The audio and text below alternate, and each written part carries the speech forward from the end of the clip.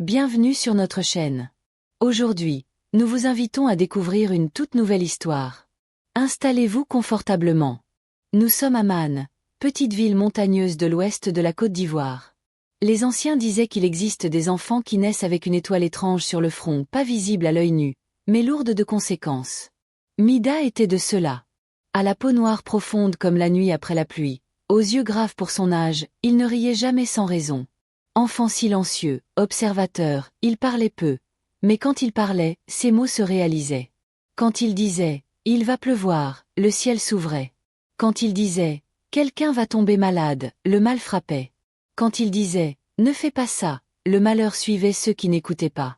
Dans la cour poussiéreuse de la maison familiale, sous le vieux manguier, les voisins chuchotaient déjà. « Cet enfant n'est pas comme les autres ».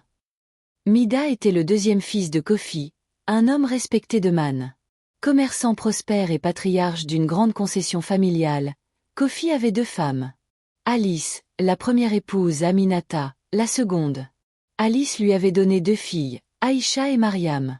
Aminata lui avait donné 4 garçons, Yao, Mida, Kamé et le petit cadet. Mais c'est à la naissance de Mida que le destin de cette famille bascula. Car ce jour-là, sans savoir qu'ils venaient de signer leur perte à tous, Kofi prononça une phrase qui allait ouvrir la porte au mal. « Cet enfant sera mon héritier, mon successeur. » Dans la petite ville de Man, blottie entre les montagnes verdoyantes de l'ouest de la Côte d'Ivoire, vivait une famille dont le destin allait basculer à cause d'une simple phrase. Les habitants de Man se connaissaient presque tous et les rumeurs circulaient aussi vite que le vent qui descendait des collines. Au cœur de cette histoire se trouvait cet enfant à la peau noire et aux yeux profonds nommé Mida. Avant la naissance de Mida, la maison de Kofi était paisible. Malgré la polygamie, chacun connaissait sa place. Alice régnait sur la cuisine et les rituels familiaux. Aminata s'occupait des plus jeunes. Les filles aidaient leur mère. Les garçons jouaient dans la cour sous le manguier centenaire. Mais le jour où Mida vint au monde, tout changea. Le bébé pleurait à peine qu'on vit déjà les femmes du quartier murmurer. Cet enfant a quelque chose de spécial. Ses yeux semblent trop sérieux pour un nouveau-né et son cri perce comme un avertissement. Quelques jours plus tard, lors d'un repas familial, Kofi se leva et déclara devant tout le monde. « Cet enfant sera mon héritier, mon successeur. » Un silence glacial tomba dans la cour. Alice sentit son cœur se serrer. Ses filles, pourtant les aînées, venaient d'être écartées d'un mot. À partir de ce jour, l'atmosphère changea dans la maison. Alice devint distante, froide envers Aminata. Elle répétait aux voisines que cette seconde femme avait fait exprès de ne donner naissance qu'à des garçons pour voler l'héritage. « Ces enfants vont tout nous prendre », disait-elle en serrant les dents. Un matin, sans prévenir, Alice quitta la maison avec ses deux filles. « Je ne resterai pas dans une maison où on me chasse de mon propre héritage », lança-t-elle en partant. Dès son départ, des choses étranges commencèrent. Des bruits résonnaient la nuit, des pas sur le toit, des ombres traversaient la cour. Les enfants tombaient malades sans raison. Kamé faisait des crises de fièvre. Yao toussait sans arrêt. Même Kofi se plaignait de douleurs mystérieuses. Mida, lui, semblait différent. Quand il parlait, ses mots se réalisaient. « Maman, ne sors pas aujourd'hui », disait-il parfois. Et Aminata, qui n'écoutait pas toujours, revenait avec un accident, une chute ou une mauvaise nouvelle. Une nuit, Aïcha, la fille d'Alice, vint passer la nuit dans la maison. Mida, alors âgée de 8 ans, tira la manche de sa mère. « Maman, ne dors pas dans cette maison cette nuit. » Aminata sourit. « Tu parles trop, petit. Va dormir. » Cette nuit-là, personne ne ferma l'œil. Des bruits violents secouaient le toit, des pas couraient dans le couloir, des portes claquaient. Au matin, Aïcha repartit sans un mot. Quelques jours plus tard, Kofi tomba gravement malade. Les médecins de Man, puis ceux d'Abidjan, répétaient tous la même chose. « Nous ne trouvons rien. » Finalement, Kofi décida d'aller au village natal pour se faire soigner par les anciens.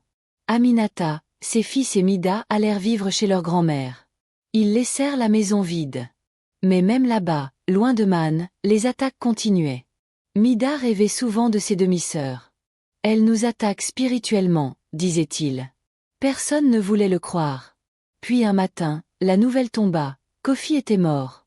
Le jour de l'enterrement de Kofi, la ville de Man était silencieuse.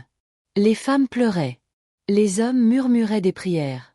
Aminata se tenait droite, vêtue de noir, tenant le petit cadet contre elle.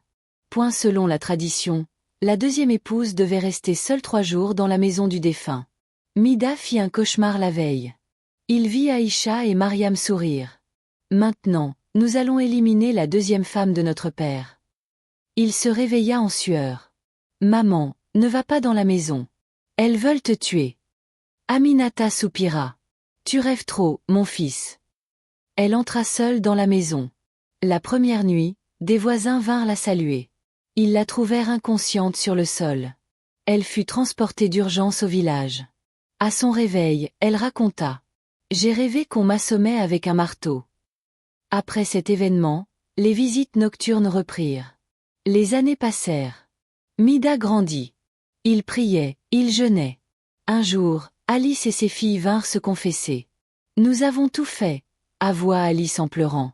Quelques semaines plus tard, elles moururent toutes, pauvres et dans un incendie. Les années qui suivirent la mort de Kofi furent les plus sombres de la vie de Mida. Ils vivaient toujours chez leur grand-mère au village, dans une vieille maison en banco entourée de fromagers. La nuit, les grillons chantaient, mais Mida n'entendait que les pas invisibles qui tournaient autour de la maison. Il se réveillait souvent en sursaut, le cœur battant. « Maman, elles sont là » murmurait-il. Aminata serrait son fils contre elle. « Ce ne sont que des rêves. » Mais elle-même tremblait. Les lampes s'éteignaient toutes seules. Les portes grinçaient sans vent. Petit cadet criait dans son sommeil. Un soir, Mida fit un rêve différent. Il se vit debout devant la maison de Man. Les murs saignaient. Le toit s'ouvrait comme une bouche. Aïcha et Mariam étaient en vêtements blancs, leurs yeux noirs comme la nuit. « Tu ne peux rien contre nous, Mida, » disait-elle. Il se réveilla en criant. Le lendemain, sa grand-mère l'emmena voir un vieux sage du village, le patriarche Ngessan. L'homme le regarda longtemps. Cet enfant est né avec un don. Sa parole est une flèche. Mida sentit un frisson. « Pourquoi on nous attaque ?» demanda-t-il. Ngessan soupira. La jalousie ouvre des portes que la prière seule peut fermer. À partir de ce jour, Mida priait chaque nuit. Il jeûnait parfois sans comprendre pourquoi. Un soir, alors qu'il récitait des psaumes, un vent violent entra dans la maison. Les marmites tombèrent, les bougies s'éteignirent. Aminata cria « Jésus !» Le calme revint, mais les attaques continuaient. Mida tombait malade sans raison. Il vomissait, saignait du nez. Il voyait ses demi-sœurs dans ses rêves. Nous ne nous arrêterons pas. Un jour, Alice apparut en vrai. Elle était maigre, méconnaissable. Aminata, je veux parler. Elle s'assit sous le manguier. Alice pleurait. Nous avons fait des choses mauvaises. Mida, cachée derrière le mur, écoutait. Nous avons utilisé des choses du village. Nous avons payé des gens. Aminata sentit ses jambes trembler. Pourquoi? Parce que Kofi a dit que ton fils serait héritier. Alice partit sans plus. Mida sentit que la fin approchait. Quelques mois plus tard, Alice revint accompagnée d'Aïcha et Mariam. Elles tombèrent à genoux devant Aminata. « Pardonne-nous » murmurait-elle, la voix tremblante. Mida sortit de l'ombre. Il les regarda dans les yeux. « Pourquoi maintenant ?» Mariam sanglotait. « Nous sommes ruinés, nos affaires ont échoué. Les gens nous fuient. La nuit, nous brûlons. » Aïcha murmura. « Nos enfants meurent. » Alice leva les mains. « On nous a dit que seul ton pardon pouvait arrêter ça. » Mida sentit une chaleur dans sa poitrine. « Je vous pardonne. » Un silence lourd tomba. Mais la délivrance ne vint pas. Quelques semaines plus tard, la nouvelle arriva de Man. La maison d'Alice avait pris feu. Elles avaient tout perdu. On retrouva Alice morte dans les cendres. Aïcha et Mariam moururent peu après, malades, abandonnées. Les gens disaient « Dieu n'oublie pas ». Mida retourna un jour devant l'ancienne maison de son père. Elle était en ruine. Il posa sa main sur le mur. « Papa !» Le vent souffla. Il sentit une paix nouvelle. Il comprit alors que son don n'était pas une malédiction, mais une responsabilité, et que la jalousie avait détruit une famille entière.